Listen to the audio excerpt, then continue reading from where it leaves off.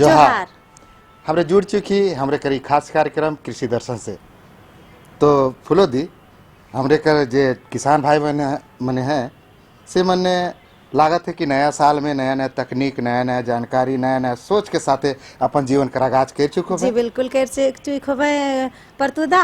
और हमके उम्मीद है कि इस साल हमरे कर किसान भाई बहन मन के कोई भी दिक्कत नहीं होगी, खेती बाड़ी करे में कोई भी दुख तकलीफ नहीं होगी। बिल्कुल बिल्कुल। और हमके उम्मीद है कि पिछले साल उन्होंने अपन सारा दुख तकलीफ छोड़ के आए होवे। एकदम एकदम और नया सोच से अपन जिंदगी कर शुरुआत कर होवे। जी बिल्कुल। लेकिन हमरे कर से पहले हमरे देखी ल जे हमरे कर खेती बाड़ी से जुड़ल जितना भी तमाम तरह का खबर होएला उकर बारे में हमरे किसान भाई बहन मन के जानकारी देविला कृषि समाचार से। जी और किसान भाई बहन मने रौरे मने जब खेती बाड़ी कर लेविला तो के बाजार में लेगिला तो बाजार में का भाव चलत है ओकरो बारे में तो जानकारी होवे चाहिए ने। और साथ ही रौरे मन कर क्षेत्र कर मौसम कर मिजाज का रही एकरो बारे में जानकारी ले लेवत है कृषि समाचार के द्वारा।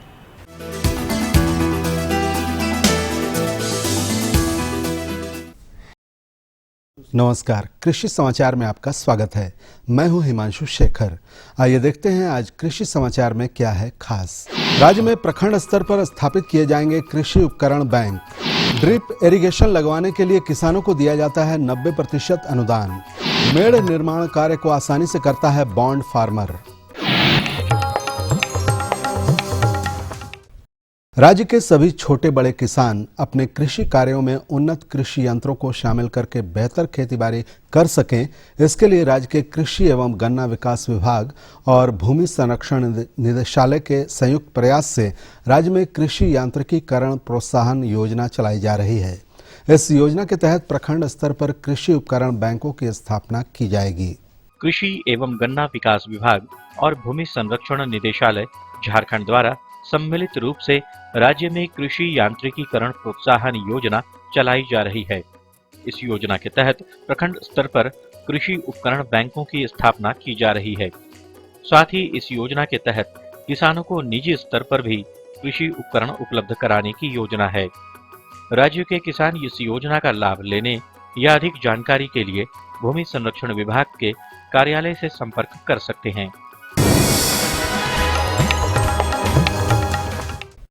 सिंचाई जल की कमी से होने वाले समस्याओं से बहुत हद तक निजात दिलाता है टपकन सिंचाई प्रणाली। इस विधि से सिंचाई द्वारा पानी की अच्छी खासी बचत होती है। साथ ही टपकन विधि द्वारा सिंचाई से फसल भी अच्छी मात्रा में होती है। इस प्रणाली को अपनाने वाले किसानों को सरकारी सहायता भी प्राप्त होती है। टपकन विधि कैसे लाभप्रद है बता रहे हैं हमारे कृषि विशेषज्ञ। किसान भाइयों, टपकन विधि की सिंचाई जो आज सबसे सफलतम सिंचाई तकनीक है, जिसमें कि पानी आपका कम से कम 90% से 95% तक की क्षमता जो हमारी टपकन विधि सिंचाई देती है। और इसके सेवन से इसमें क्या है कि आपकी सिंचाई की व्यवस्था और साथ में खादों का प्रयोग, यह दोनों एक बहुत अच्छी साधन है जो हमारी टपक विधि से मिलती है।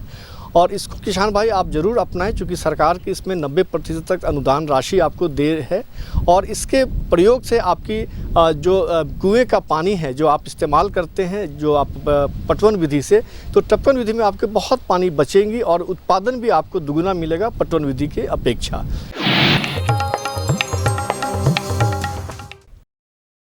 आने वाले फरवरी से मार्च माह तक किसान करेला की गर्मा फसल लगा सकते हैं।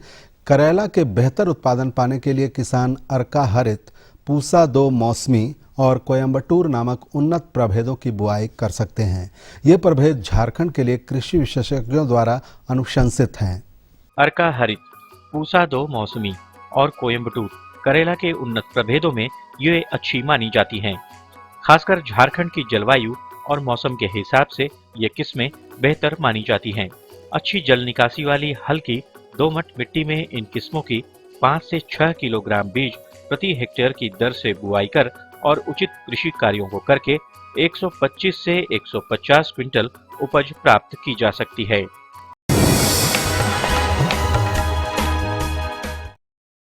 बैगन के फसल में फल लगने के समय फली छेदक और तना छेदक कीटों के लगने की संभावना रहती है, जिससे या तो फसल नष्ट हो जाती है या फल की गुणवत्ता प्रभावित होती है, जिससे किसानों को काफी नुकसान उठाना पड़ता है। इस समस्या से कैसे निपटें, ये जानने के लिए चलते हैं कृषि विशेषज्ञ के पास। अगर किसान भाई आप लोग बैगन की भी खेती कर रहे हैं तो फल एवं तना बेधक कीट की रोकथाम जरूर करें। इस कीट से पूरा फल बर्बाद हो जाता है। लार्विन दवा को 1.5 से 2 ml दवा प्रति लीटर पानी में घोल बना के 10 से 15 दिन के अंतराल पे छिड़कना मत भूलें। इससे जो हमारा कीट है तना फल बेधक कीट नहीं लगेगा और आपके बैगन की फसल अच्छी मिलेगी।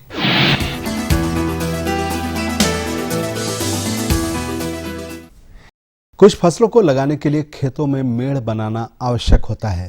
मेड़ बनाने के काम को सुविधाजनक बनाने के लिए किसान बॉन्ड फार्मर नामक कृषि उपकरण का इस्तेमाल कर सकते हैं। बहुत सारे फसलों को लगाने के लिए मेड़ निर्माण करना पड़ता है।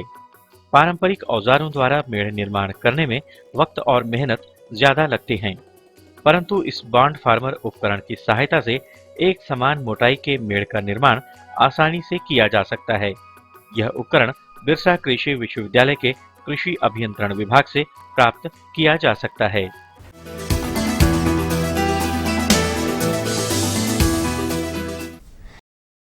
कृषि समाचार में अब बारी है कृषि जगत के एक सफल व्यक्तित्व से मिलने की। तो आइए मिलते हैं सफल किसान से। इन्होंने खेती बाड़ी के कार्य को इबादत समझकर पूरी तन्मयता के साथ किया। साथ ही कृषि की नई एवं वैज्ञानिक तकनीकों को सीखने में भी ये तत्पर रहे। इन्होंने अपनी मेहनत और अर्जित ज्ञान के दम पर अपने क्षेत्र में कृषि जगत में अच्छा मुकाम पाया है। गेहूं, धान, टमाटर, बैंगन, मटर, छीमी तकनीक सीखे कृषि विज्ञान केंद्र से 2005 से हम लोग काम कर रहे हैं। उसी आधार पर हम लोग चल रहे हैं, अपना खेती बाड़ी भी कर रहे हैं और अगल बगल में भी हम लोग प्रशिक्षण दे रहे हैं।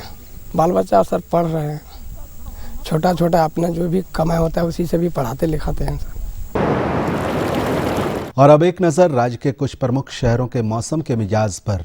आज राज्य के कुछ प्रमुख शहरों के तापमान इस प्रकार दर्ज किए गए। रांची अधिकतम 24 डिग्री सेल्सियस, न्यूनतम 15 डिग्री सेल्सियस। देवघर अधिकतम 26 डिग्री सेल्सियस और न्यूनतम 17 डिग्री सेल्सियस। दुमका अधिकतम 27 डिग्री सेल्सियस और न्यूनतम 17 डिग्री सेल्सियस। गोड्डा अधिकतम 28 डिग्री सेल्सियस और न्यूनतम 18 डिग्री सेल्सियस। चाईबासा अधिकतम 25 डिग्री सेल्सियस और न्यूनतम 16 डिग्री सेल्सियस। और हजारीबाग का तापमान अधिकतम 24 डिग्री सेल्सियस और न्यूनतम 16 डिग्री सेल्सियस रहा।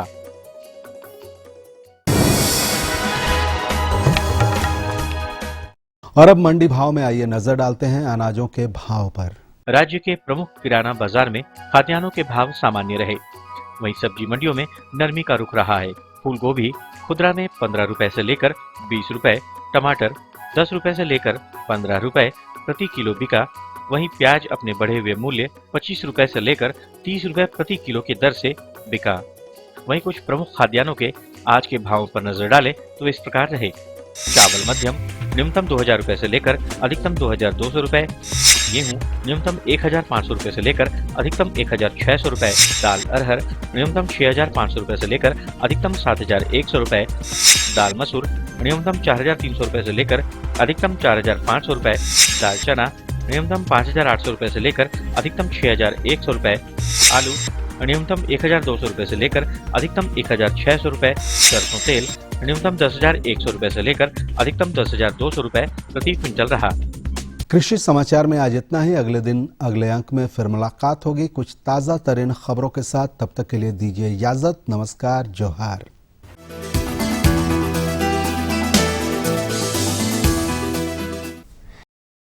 ये लो और बताओ। बस। अरे ये क्या भैया जी, बस इतनी सी रासायनिक खाद? किसानी छोड़ रहे हो क्या? किसानी नहीं, नादानी छोड़ रहे हैं। मिट्टी की जांच कराई है। अब तो लालाजी जितनी जरूरत है उतने ही उर्वरक खेत में डालेंगे। हाँ, किसान भाई आज ही अपने जिले की नजदीकी भूमि परीक्षण प्रयोगशाला में मिट्टी की जांच जरूर करवाएं और मिट्टी में पोषक तत्व, नमी व पौधे के विकास को देखते हुए केवल जरूरत के अनुसार ही पोषक तत्व डालें। और हाँ, मिट्टी में गंधक, जस्ता, बोरोन जैसे सूक्ष्म पोषक तत्वों का पता लगाना भी न भूलें। उर्वरक और जैविक खाद के सही उपयोग से भूमि का उपजाऊपन बनाए रखें, उत्पादकता बढ़ाएं, खर्चा घटाएं और बहुमूल्य विदेशी मुद्रा बचाने में भी सहयोग दें। और हाँ, धीमी गति से नाइट्रोजन उपलब्ध कराने वाले उर्वरकों जैसे नीम लेपित यूरिया को प्राथमिकता दें और यूरिया का पत्तों पर छिड़काव करें। अरे वाह, तू तो सचमुच समझदार हो गया रे। अधिक जानकारी के लिए संपर्क करें जिला कृषि अधिकारी या किसान कॉल सेंटर तो विराम कर बाद रौरे मन कर फिर से एक बार बहुत बहुत स्वागत है। पर तुदा हाँ सरसों कर बारे में जानकारी हमरे कर किसान भाई बहन मन के दे दो अब तो कैसन रही? बहुत अच्छा रही। सरसों कर खेती तो एखन हमरे का देहात क्षेत्र में का लहलहा लागल है, पियर पियर फूल, वाह वाह कह के जने देखू तने एकदम स्वर्गे जैसन दिखेला का। हाँ हाँ और लेकिन फूलो दी हाँ। इकर में सरसों कर खेती में राई सरसों कर खेती जो होएला उकर जानकारी, उकर सामयिक देखभाल कैसे करल जाए, ई किसान भाई मन के पता अगर हो जाए तो अच्छा से अच्छा फसल के उत्पादन कर सके ना। जी बिल्कुल कर सके ना। तो काले ने किसान भाई बहन मने रौरे मने चलू राई सरसों कर बारे में जानकारी ले लो। तो किसान भाई बहन मने चलू हमरे कर जाने माने विशेषज्ञ हमरे कर साथ आज मौजूद है डॉक्टर संजीव कुमार जी। तो उनकर जगह जात थी और जाना थी कि रौरे मने राई सरसों कर खेती कर देखभाल कैसे करब। किसान भाइयों नमस्कार, कृषि दर्शन कार्यक्रम में आपका बहुत बहुत स्वागत है। किसान भाइयों, कृषि दर्शन की टीम आज कृषि विज्ञान केंद्र जामताड़ा में है और आज हमारे साथ बातचीत करने के लिए हैं यहीं के कार्यक्रम समन्वयक श्री संजीव कुमार जी। ये हमें जानकारी देंगे राई सरसों की खेती की देखभाल कैसे करें। आइए सबसे पहले इनका स्वागत करते हैं। संजीव जी, आपका हमारे कार्यक्रम में बहुत बहुत स्वागत है। आप धन्यवाद। संजीव जी, जैसा कि अभी खेतों में सरसों राई लगा हुआ है, तो इस वक्त हमारे किसान भाइयों को सबसे पहला प्रिकॉशन किस बात पर ध्यान देना चाहिए? जैसा कि किसान भाई राई सरसों तो पहले लगा लिए हैं, जो लोग लगा लिए हैं बढ़िया से, तो हम चाहते हैं कि उनकी फसल और अच्छी हो। तो अच्छी फसल के लिए उनको कुछ ध्यान देने की ज़रूरत है। जैसे राई सरसों लगाए हैं, बहुत जगह उसमें सल्फ़र नहीं डालते, सल्फ़र का खाद जो होता है, तो अगर सल्फ़र की खाद नहीं डालें तो उसको टॉप ड्रेसिंग भी कर सकते हैं हम लोग। जब हम लोग सिंचाई करते हैं, निकाई गुड़ाई करते हैं, उस वक्त तो सल्फ़र की खाद हम डालें तो उससे क्या होता है, तेल की और गुणवत्ता अच्छी होती है। और ख़ास करके ध्यान देना है कि जो हम सिंचाई करते हैं, जहाँ भी हमारे यहाँ क्या है कि जो भी खेत है धान काटने के बाद जो रबी में हमारी खेत उपयोग में होती है, उसमें क्या है कि पानी की वहाँ पे हर जगह कमी है पानी की। तो पानी की कमी को देखते हुए हम चाहेंगे कि किसान भाई को 2 सिंचाई कम से कम सरसों में दें। 2 सिंचाई अगर हम राई सरसों में दें तो अच्छी उपज होगी और उसके अच्छे पैदावार किसान भाइयों को मिलेगा। बात रही कि कब कब देना है, तो एक तो हम सरसों जब लगाते हैं, लगाने के उपरांत पहली निकाई गुड़ाई जब निकलने के बाद करते हैं 30 से 35 दिन पे, उस वक्त हमारे खेत में अगर नमी है तो हम उसको छोड़ सकते हैं। नमी को देखते हुए किसान भाई को अपना ये लेना है कि खेत में नमी अगर है तो सिंचाई की ज़रूरत नहीं है। ऐसा नहीं कि 2 सिंचाई बोला गया या बताया गया तो 2 सिंचाई अविलंब उसी समय दे दें। जब देखें कि खेत सूख गई हो, चूँकि 2 ही हमारे पास पानी है, तो जब खेत सूख गई हो तो दूसरे समय में हम 30 दिन के बाद 35 दिन के बाद उस एक पानी का उपयोग करें और दूसरा फिर बचा के रखें। जिस समय फली में दाना होता है उस समय हम देखें कि खेत सूखने ना पाए। उस समय क्या होता है कि जैसे ही खेत में नमी की कमी होगी, सारा दाना छोटा मतलब छोटा हो जाएगा, सूख के होगा और हमारी फसल उतनी अच्छी नहीं हो पाएगी। जितना कि पौधा तो अच्छा था लेकिन जब दाना निकला तो छोटा निकला। तो उस वक्त जब पॉड फॉर्मेशन होता है, हमारा फली निकलती है, उस वक्त एक सिंचाई की अति आवश्यकता है किसानों के लिए। संजीव जी, आपने चर्चा की सल्फर की मात्रा डालनी चाहिए। अब हमारे किसान भाइयों को बताएं कि जब उर्वरक की मात्रा डालें तो उस वक्त नाइट्रोजन कितना डालें, फास्फेट कितना डालें और सल्फर कब डालें और कितनी मात्रा में डालें, इसके बारे में बताएं। देखिए, हम जो अनुशंसा है कि तिलहनी फसलों में जो सरसों में हम लोग करते हैं, नाइट्रोजन, फास्फेट, पोटास और उसके साथ सल्फ़र भी ये उपयोग में करते हैं। तो सल्फ़र की मात्रा और नाइट्रोजन की मात्रा जो भी कर, तो हम लोग अगर जहाँ भी सिंचाई की अच्छी ये है, खेतों में सिंचाई अगर पूर्णता है तो उसमें हम लोग नाइट्रोजन, फास्फेट और पोटास की जो मात्रा होती है 80, 50, 40। जैसे नाइट्रोजन हमको डालना है तो 80 kg पर हेक्टेयर डालेंगे, फास्फेट डालना है तो 50 से 60 किलो पर हेक्टेयर डालेंगे, पोटास है 40 से 50 किलो पर हेक्टेयर डालेंगे और सल्फ़र की मात्रा जहाँ पे है अगर 20 किलो प्रति हेक्टेयर हम डालते हैं तो उससे हमारी तेल की गुणवत्ता जो है, जो हम लोग सरसों की तेल जो उपयोग करते हैं उस पर जो एक आप झांस देखते हैं, जो सुगंध आता है वो बहुत अच्छी आती है और तेल की मात्रा बढ़ जाती है सरसों के दानों में। क्योंकि जानते हैं जहाँ पे हम लोग तो किसान भाई गांव में भी जानते हैं कि जब हम लोग सरसों लेते हैं तो लोग बोलता है कि 2 से 2.5 किलो, 2 किलो में 1 किलो तेल निकलता है, तो अच्छी सरसों मानी जाती है। तो अगर ये हम लोग उसका उर्वरकों का प्रयोग इस प्रकार करें तो हमें अच्छी उपज प्राप्त होगी सरसों की। जाड़े में खासकर तक, सरसों में तो जाड़ा ही में होता है और अक्सर देखा गया है कि लाही जो है या यूँ कहें माहू का प्रकोप बहुत ज़्यादा देखा जाता है और इससे पूरी की पूरी फसल नष्ट हो जाती है। तो माहू के अलावा और कौन कौन से कीड़े लगते हैं और कौन मतलब माहू से हमारे किसान भाई किस तरीके से या यूँ कहें लाही से कैसे किसान भाई निजात पा सके? देखिए लाही खास करके जो किसान भाई ये ध्यान देना है, जो किसान भाई जैसे कि हमें सरसों हम लोग लगाते हैं, बोलते भी हैं कि नवंबर के अंत सप्ताह तक लग जानी चाहिए, अक्टूबर से नवंबर के बीच में। अगर उस समय हम लोग सरसों की फसल लगाएं तो हमें लाही का कहीं लाही नहीं आ पाएगी, उसके पहले हमारी फसल तैयार हो जाएगी। लेकिन जहाँ भी सरसों किसान भाई थोड़ा विलम्ब से लगाए हैं वहाँ पे अब जैसा कि मौसम को देखते हुए कुहासा आएगा और टेम्परेचर नीचे होगा और उस समय में लाही का प्रकोप होता है। लाही अंत सब ये उसमें सरसों में हो, खास करके सरसों के जब नए फूल निकलते हैं और जब उसमें पॉड फॉर्मेशन होता है उस समय लाही के जो ये कीड़े हैं वो सारा का सारा डंठल और नई पत्तियों को खा करके सिर्फ डंटा बचा रहता है, उसमें जो सरसों की डंटी है वो बची रहती है। और पूर्णतः मतलब उसको कहे कि 100% भी कह सकते हैं, अगर लाही का हम उपयोग नहीं, अगर जिस खेत में लाही लग गई उसका अगर देख रेख ना करें तो लाही पूरा फसल चौपट कर देगा, उससे किसान भाइयों को कुछ मिलना नहीं है।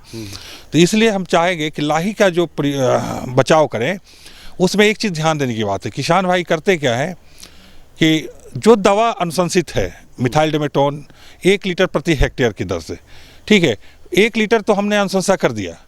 उसमें होता क्या है कि जैसे 1 लीटर प्रति हेक्टेयर, 1 हेक्टेयर में कम से कम किसान भाइयों को चाहिए कि 800 लीटर पानी का उपयोग करें प्रति हेक्टेयर, कम से कम 800 लीटर पानी का उपयोग करें।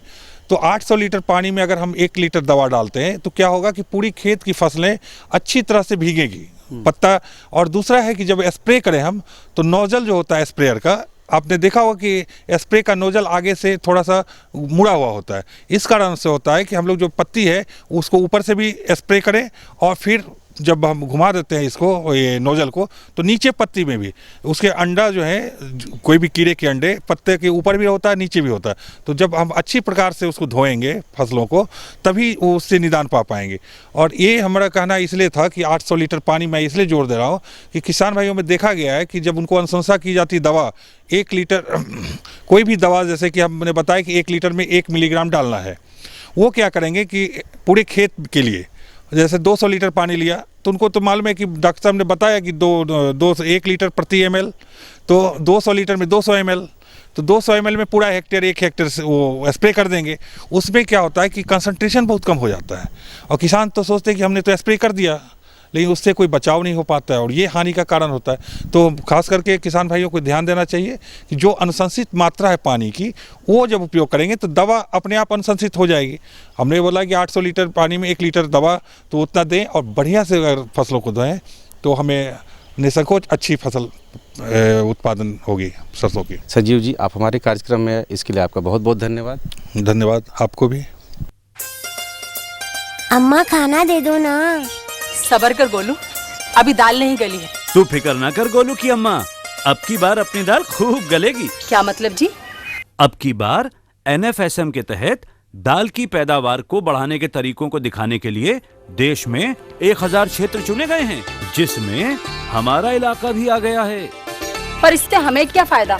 हमें 5 एकड़ खेती के लिए खाद और कीटनाशक के अलावा बढ़िया बीजों की एक मिनी किट भी मिलेगी। इतनी दाल का करेंगे क्या जी?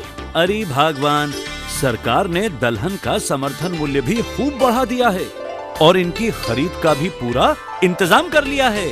इससे आमदनी बढ़ेगी और फिर हमारा गोलू अच्छे स्कूल में जाकर के कृषि वैज्ञानिक बनेगा। हाँ, वाह, बहुत सुंदर रही हुई और किसान भाई बहन मन के बहुत ही अच्छा लगे हुई, क्योंकि समय समय के अनुसार किसान देखभाल करे के चाहिए जी। तो परतुदा एखन जे देखाल गेला कि हमरे कर किसान मने जे देखाल है राई सरसों कर खेती इतना बेस लागलक नहीं हमके देख के कि हम का कहूँ।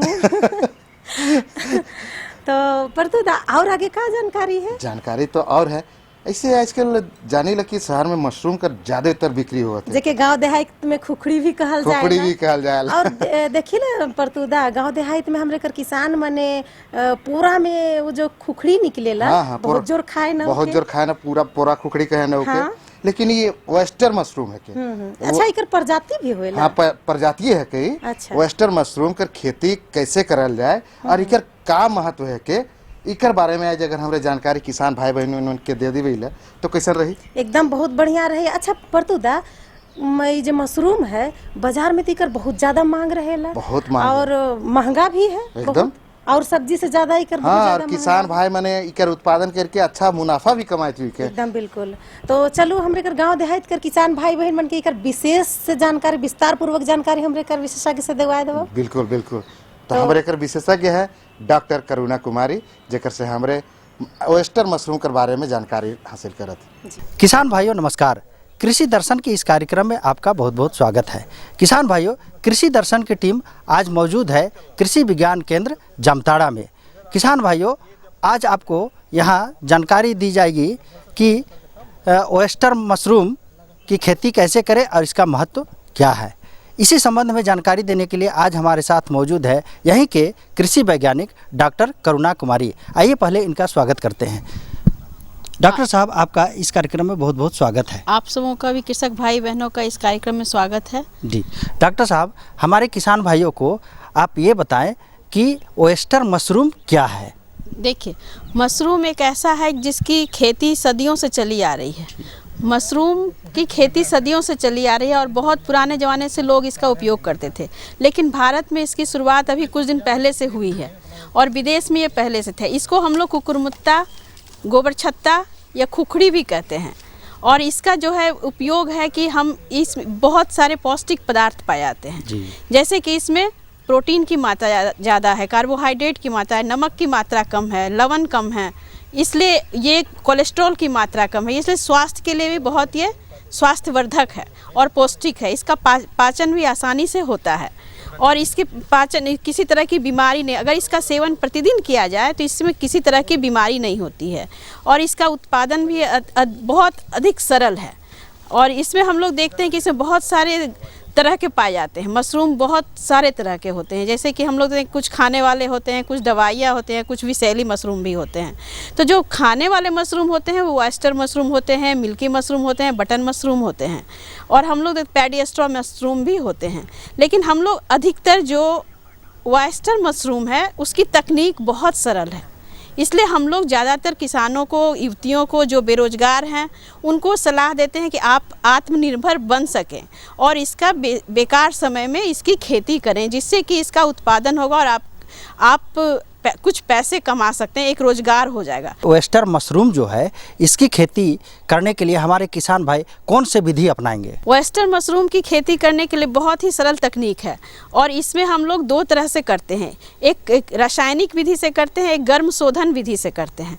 तो इसमें जो चीज़ की आवश्यकता होती है हमें, तो वो है पॉलीथीन। दूसरी बात है इसका स्पॉन चाहिए, जिसको हम लोग बीज कहते हैं, मशरूम का बीज कहते हैं या स्पॉन कहते हैं, उसकी आवश्यकता होती है। इसके बाद हमारा है कि कुट्टी, जो कि हमारा कृषि उपयोगी चीज़ है, जो कृषि के बाद हम लोग का फसल के बाद बचता है, धान का कुट्टी, गेहूं का कुट्टी, उसका उपयोग कर सकते हैं, वो चाहिए। और इसके बाद हम लोग को कुछ रसायन, अगर हम रासायनिक विधि से करते हैं तो हमें फॉर्मेलिन, बेविस्टीन चाहिए और अगर हम लोग गर्म शोधन विधि से करते हैं तो हमें किसी तरह के रसायन की ज़रूरत नहीं होती है। तो गर्म शोधन विधि से हम लोग क्या करते हैं कि सबसे जो हम लोग को जो चीज़ चाहिए, जैसे कि स्पॉन चाहिए, कुट्टी चाहिए, तो हम लोग जो कुट्टी होता है वो 1 से 1.5 सेंटीमीटर लंबाई का कटा होता है। जैसे कि हम लोग गाय खिलाते हैं उस तरह से कुट्टी को काट लेते हैं, पुआल और या गेहूँ, इसका कुट्टी उपयोग में लाया जाता है। उसको 1 से 1.5 सेंटीमीटर की लंबाई में काट लेते हैं और फिर हम लोग इसको पास्चराइज करते हैं, स्टरलाइज करते हैं, जैसे बोलते हैं कि इससे कोई संक्रमण नहीं हो। जब हम तैयार करेंगे तो इसमें कोई संक्रमण नहीं होगा। तो इस तरह से हम लोग कुट्टी को गर्म जल में पहले तो 12-13 घंटा उसको फूलने देते हैं फिर उसके बाद गर्म जल से शोधन करते हैं। गर्म जल में उसको डाल के टेम्परेचर तापमान को नियमित रखते हैं 90 डिग्री तक, और उसको 10 मिनट तक गर्म जल में रखते हैं कुट्टी को जी। तो इस तरह से वो शोधित हो जाता है, उसमें संक्रमण नहीं होता है। और उस तरह से कुट्टी को लेके हम लोग छायादार जगह में फिर उस पसार देते हैं। छायादार जगह में, धूप में इसे नहीं सुखाते हैं, छायादार जगह में सुखाते हैं। और जो साफ़ सुथरा पॉलीथीन है उस पर पसार देते हैं, जिससे कि इसके में जो ज़्यादा नमी है वो निकल जाए। अच्छा। नमी की मात्रा निकल जाए, और तब हम लोग हाथ से देखते हैं कि ये लगाने लायक हुआ है कि नहीं। अगर उसमें अधिक जल हाथ से टपकता है, अधिक पानी टपकता है, तो उसमें नमी ज़्यादा है, तब हम लोग उसे कुछ देर और पसार के रखते हैं। और अगर नमी पानी नहीं निकलता है तो इसका मतलब कि अब वो लगाने लायक हो गया। तब हमें स्पॉन चाहिए, मशरूम का बीज जो बोलते हैं उसको हम लोग स्पॉन बोलते हैं। स्पॉन चाहिए, पॉलीथीन चाहिए। अब इसमें है कि कितना हमें चाहिए, जैसे कि 3 किलो कुट्टी में 400 ग्राम स्पॉन चाहिए, मतलब 1 किलो में 125 ग्राम के करीब हमें स्पॉन, 125 से 150 ग्राम स्पॉन लगता है। इसके बाद हमें पॉलीथीन चाहिए, 60 से 80 सेंटीमीटर का पॉलीथीन होता है, उसकी आवश्यकता होती है। तब हम लोग जब शोधित कुट्टी होता है उसमें हम लोग बीज मिलाते हैं। जैसे 3 किलो कुट्टी है, उसमें 3 किलो कुट्टी में हम लोग 300 ग्राम के करीब बीज को उसमें 2 विधि से करते हैं। एक तो हुआ कि कुट्टी में बीज को मिला दिया जाता है, और दूसरी विधि होती है परतदार विधि होती है।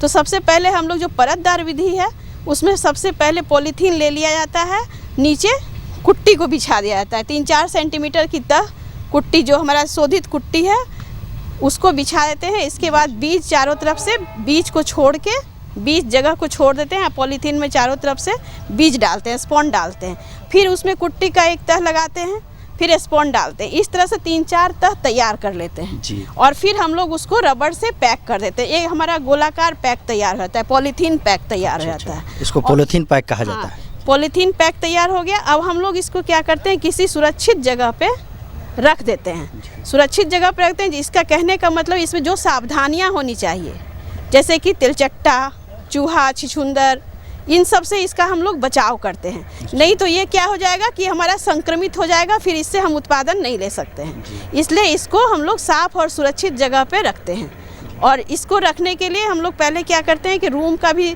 चुनाव करते हैं, कि रूम जो हो उस साफ सुथरा हो, संक्रमित नहीं हो, उसमें मालाथियोन का छिड़काव करते हैं। और इसके बाद हम लोग उसको, उस पॉलीथीन पैक को रेक पे 1 फुट की दूरी पे रेक पे रख देते हैं, और 15 दिन तक हम लोग उसे वैसे ही पड़ा छोड़ देते हैं। पॉलीथीन पैक में छिद्र होना चाहिए, जब हम लोग पैक करते हैं उस समय छिद्र कर देते हैं, छोटे छोटे उसमें छेद करते हैं। और 15 दिन तक उसको हम लोग यूं ही पड़ा छोड़ देते हैं कोई सुरक्षित जगह पे, जहाँ पे कि हमें उसकी आर्द्रता 85 से 100% नमी भी मिलती रहे, और उसका टेम्परेचर भी 20 से 32 डिग्री सेल्सियस तक मेंटेन रहे, नियंत्रित रहे। उस जगह पे हम लोग उसे रख देते हैं। इसके बाद उसमें उजला उजला एक रेशा जैसा, तंतु जैसा निकलता है, जो कि पूरे पॉलीथीन पैक में छा जाता है। आपको देखने से एक बॉल की तरह लगेगा कि उजला बॉल है। तब हम लोग क्या करते हैं, उस पॉलीथीन को फाड़ देते हैं जी। और उसे रेक पे 1-1 फुट की दूरी पे, या तो सिक्का के तरह हम लोग उसको लटका कर पैक को रखते हैं 1-1 फीट की दूरी पे।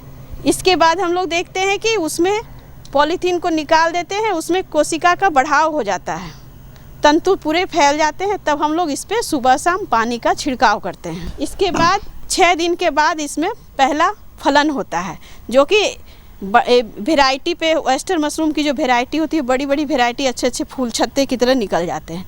तब हम लोग इसको हाथ से मोड़ के तोड़ते हैं या चाकू की सहायता से काट के अलग करते हैं। मैडम, हमारे किसान भाइयों को वेस्टर्न मशरूम की खेती और महत्व के बारे में आपने इतनी अच्छी जानकारी दी, इसके लिए आपको बहुत बहुत धन्यवाद।